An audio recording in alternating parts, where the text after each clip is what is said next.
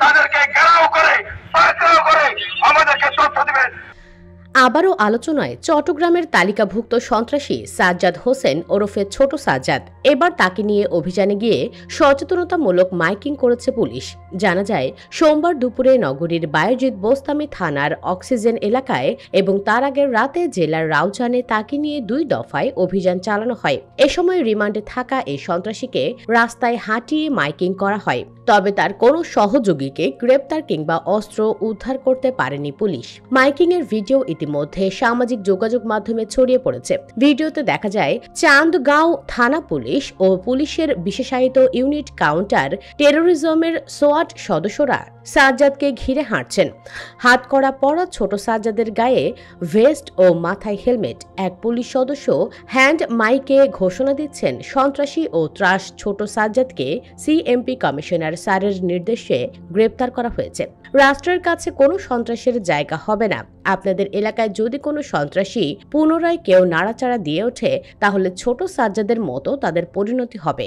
এই ঘটনায় বিস্মিত হয়েছেন স্থানীয় বাসিন্দারা। তারা বলছেন, রিমান্ডে থাকা আসামিকে এনে প্রকাশ্যে মাইকে ঘোষণা দিয়ে তার সহযোগীদের ধরা কিংবা অস্ত্র উদ্ধার বা অস্ত্র ভাণ্ডারের সন্ধান করা হাস্যকর ঘটনা। রিমান্ডের আসামিকে নিয়ে মাইকিং করার বিষয়ে জানতে চাইলে সিএমপির উত্তর বিভাগের উপকমিশনার আমিরুল ইসলাম বলেন, চান্দগাঁও থানার মামলায় রিমান্ডে আনার পর জানতে পারি সাজ্জাদের 2 সহযোগী সন্ত্রাসী রায়হান ও হাসান সেখানে রয়েছে। এমন তথ্যের ভিত্তিতে অভিযান চালালেও তাদের সেখানে পাওয়া যায়নি, অস্ত্রও উদ্ধার হয়নি। তিনি আরো বলেন, অভিযান অন্য বিষয়, মাইকিং আরেক বিষয়, 2টি বিষয় আলাদা। নাম প্রকাশে অনিচ্ছুক একাধিক পুলিশ কর্মকর্তা বলেন, রিমান্ডে আসামিকে গুরুত্বপূর্ণ তথ্য উদ্ঘাটনের জন্য, যেমন কার কাছে অস্ত্র আছে, কে অর্থ দেয়, নেপথ্যে কে ইত্যাদি জানার বিষয় আছে। তবে মাইকিং করে আসামিকে প্রদর্শন এমন নজির নেই। গত 15 মার্চ ঢাকার একটি শপিং মল থেকে সাজ্জাদকে ধরিয়ে দেয় লোকজন।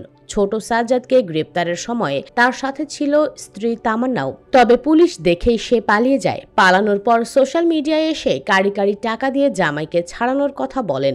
তবে বাস্তবে তার কোনো মিল নেই। ঘোষণার পর আর তার কোনো খোঁজ নেই। এর আগে গত 29 জানুয়ারি ছোট সাজ্জাদকে ধরিয়ে দিতে পুরস্কার ঘোষণা করেন চট্টগ্রাম মহানগর পুলিশ কমিশনার হাসিব আজিজ। আগের দিন সাজ্জাদ বায়েজিদ বোস্তামি থানার ভারপ্রাপ্ত কর্মকর্তাকে ফেসবুক লাইভে এসে পেটানোর হুমকি দেন। তার বিরুদ্ধে হত্যা ও অস্ত্রসহ 17টি মামলা রয়েছে। গ্রেপ্তারের পর সাজ্জাদকে চান্দগাঁও থানার ব্যবসায়ী আফতাব উদ্দিন তাহসিন হত্যা মামলায় 7 দিনের রিমান্ডে নেয় পুলিশ। তবে রিমান্ডে নিয়ে তার কাছ থেকে কোনো তথ্য আদায় কিংবা অস্ত্র উদ্ধার করতে ব্যর্থ হয়। দ্বিতীয় দফায় রোববার একই মামলায় তাকে আদালত 5 দিনের রিমান্ডে পাঠান। এরপর তাকে নিয়ে সহযোগীদের ধরতে এবং হত্যাকাণ্ডে ব্যবহৃত অস্ত্র উদ্ধারে যায় পুলিশ। গত বছরের 21 অক্টোবর নগরের চান্দগাঁও শমশেরপাড়া এলাকায় ইট বালু ব্যবসায়ী আফতাব উদ্দিনকে গুলি করে হত্যা করা হয়।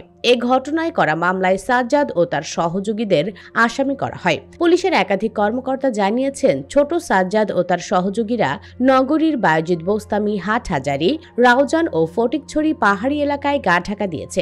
ঢাকায় ধরা পড়ার আগে সাজ্জাদ রাউজানের পাহাড়ি এলাকায় লুকিয়েছিলেন। তার দলের কাছে একাধিক দেশীয় প্রযুক্তিতে বানানো অস্ত্র এবং বিদেশি অস্ত্র ও গুলি আছে, যা দিয়ে তারা ত্রাস সৃষ্টি করছে। সর্বশেষ পুলিশে ধরিয়ে দেওয়ার প্রতিশোধ নিতে ও বায়েজিদ বোস্তামি, হাটহাজারী এলাকায় আধিপত্য ধরে রাখতে সাজ্জাদের সহযোগীরা গত 30 মার্চ নগরীর বাকলিয়া এক্সেস রোডে চলন্ত গাড়িতে হামলা চালালে সেখানে জোড়া খুনের ঘটনা ঘটে। পুলিশ জানিয়েছে, বায়েজিদ বোস্তামি এলাকার আরেক তালিকাভুক্ত সন্ত্রাসী সারওয়ার হোসেন বাবলার সঙ্গে সাজ্জাদের বিরোধ রয়েছে।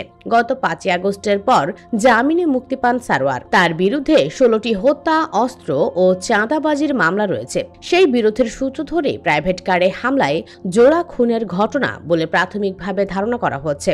চট্টগ্রামের পুলিশ সুপার সাইফুল ইসলাম শান্ত জানান, ছোট সাজ্জাদের সহযোগীরা রাউজান ও আশেপাশের রাবার বাগান এলাকায় আত্মগোপনে থাকে। তারা নানা অস্ত্র ব্যবহার করেন। অভিযান গেলে পুলিশের ওপর হামলার ইতিহাস আছে। ওই পাহাড়ি এলাকায় সমন্বিত অভিযান দরকার। সুপ্রিয় দর্শক, আসামিকে নিয়ে এভাবে রাজপথে মাইকিং করার ঘটনাটি আপনি কিভাবে দেখছেন? ব্যাপারটি সিনেমার মতো হয়ে গেল না? কমেন্টে জানিয়ে দিন আপনার যে কোনো মতামত। আর অবশ্যই ভিডিওটি লাইক, শেয়ার ও চ্যানেলটি সাবস্ক্রাইব করুন। ধন্যবাদ।